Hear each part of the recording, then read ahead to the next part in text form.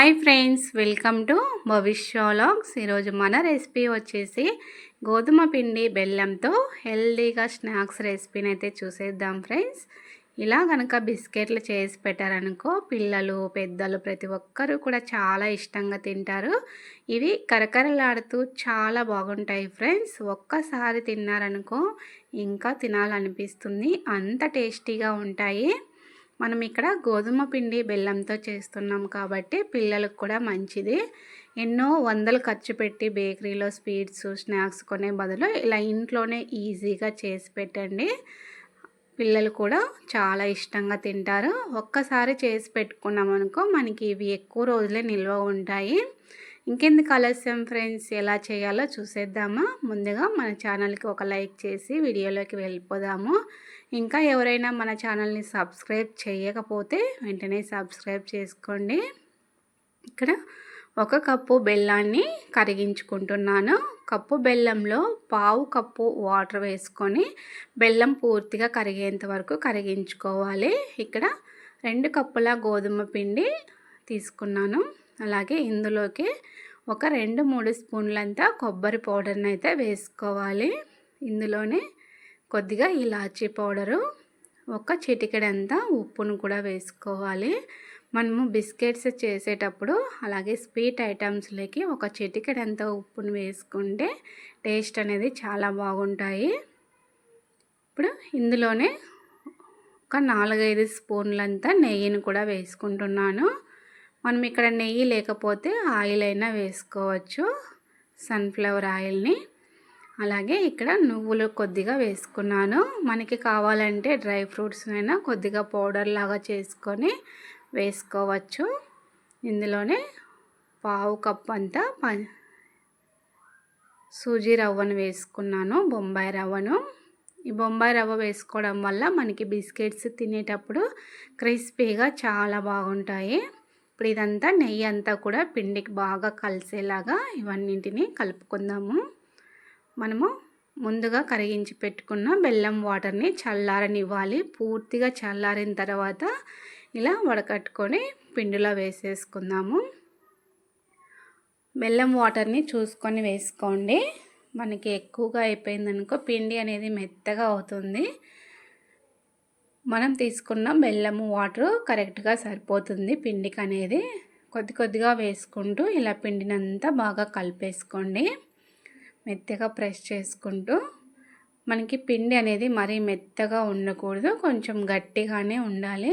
చూసారు కదా, ఇలా వీడియోలో చూపించినట్లుగా ఉంటే సరిపోతుంది.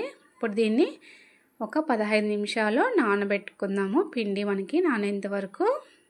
ఇప్పుడు 15 నిమిషాల తర్వాత తీసి మళ్ళీ ఇంకొకసారి ఇలా అంతా బాగా కలిపేసుకోవాలి. చాలా ఈజీగా చేయొచ్చు ఫ్రెండ్స్. టేస్ట్ కూడా చాలా బాగుంటాయి. తప్పకుండా ఒకసారి ట్రై చేయండి. ఎలా వచ్చిందో మళ్ళీ నాకు కామెంట్ చేయండి ఫ్రెండ్స్. ఇప్పుడు మనం కలుపుకున్న పిండిని 2 పార్ట్స్గా తీసుకుందాము. ఇలా చిన్న చిన్న రోల్స్గా చుట్టేసుకున్నాను. ఇప్పుడు మనకి ఒక షేప్ వచ్చేలాగా బిస్కెట్స్ లాగా కట్ చేసుకోవాలి. ఇప్పుడు దీన్ని మనకి కావలసిన షేప్లో కట్ చేసుకోవచ్చు. ఇప్పుడు పిండిని ఇలా ఈ మందంగా ఉండేలాగా కట్ చేసుకోవాలి. మరీ మందంగా ఉన్నా మనకి ఇవి పచ్చిగా ఉంటాయి, క్రిస్పీగా ఉండవు, కాలకుండా సరిగా మెత్తగా ఉంటాయి బిస్కెట్లు. ఈ మందంతో కట్ చేసుకోండి, పర్ఫెక్ట్గా సరిపోతాయి ఫ్రెండ్స్. చూస్తున్నారు కదా, ఇలా ఈ మందంలో ఉండాలి. పిండిని అంతా కూడా ఇలా కట్ చేసుకొని ఒక ప్లేట్లోకి తీసి పక్కన పెట్టేసుకుందాము.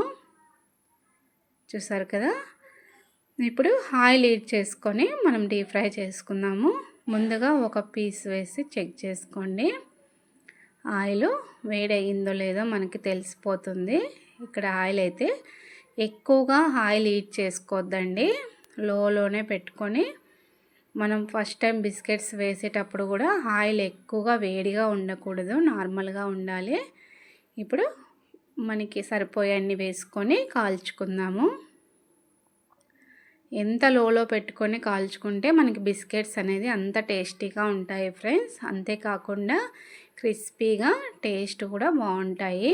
ఇప్పుడు రెండు వైపులా తిప్పుకుంటూ గోల్డ్ కలర్ వచ్చేంత వరకు కాల్చుకోవాలి. మనము హైలో కనుక పెట్టుకున్నాం అనుకో లోపల పిండి అంతా కూడా పచ్చిగా ఉండి బిస్కెట్లు అనేది మెత్తగా ఉంటాయి.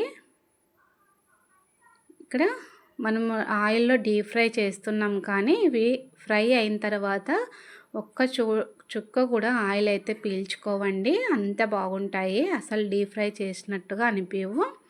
చూసారా ఈ కలర్ వచ్చిందనుకో మనకి పర్ఫెక్ట్గా సరిపోతుంది. ఇక చల్లారిన తర్వాత క్రిస్పీగా వస్తాయి బిస్కెట్స్ కూడా. ఈ కలర్ వచ్చేలాగా కాల్చుకోండి. ఇంకా మిగతావన్నింటినీ కూడా ఒక్కొక్కటి ఇలా వేసుకొని కాల్చుకోవాలి. చాలా సింపుల్ ఫ్రెండ్స్, తప్పకుండా ట్రై చేయండి. ఇక మిగతావన్నింటినీ కూడా ఇలాగే రెండు వైపులా తిప్పుకుంటూ బాగా కాల్చుకోవాలి. మనకి సేమ్ ఇవి చూస్తుంటే రస్కుల్లాగా అనిపిస్తుంది. టేస్ట్ కూడా చాలా బాగుంటాయి. మనకి ఇక్కడ బెల్లంతో వద్దనుకుంటే చక్కెరతో అయినా చేసుకోవచ్చు. నేనైతే బెల్లమే హెల్దీ కాబట్టి బెల్లంతో చేసి చూపించాను. చూసారా మిగతావన్నీ కూడా ఇలాగే బ్రౌన్ కలర్ వచ్చేంత వరకు కాల్చుకుంటే మనకి క్రిస్పీగా బిస్కెట్స్ అయితే రెడీ అయిపోయాయి ఫ్రెండ్స్. ఇవి చల్లారిన తర్వాత